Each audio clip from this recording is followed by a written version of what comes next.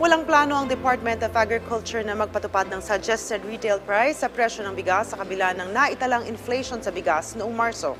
Ayon kay Agriculture Assistant Secretary Arnel de Mesa, magiging mabigat ang epekto kung magpapataw ang kagawaran ng price cap sa presyo ng bigas.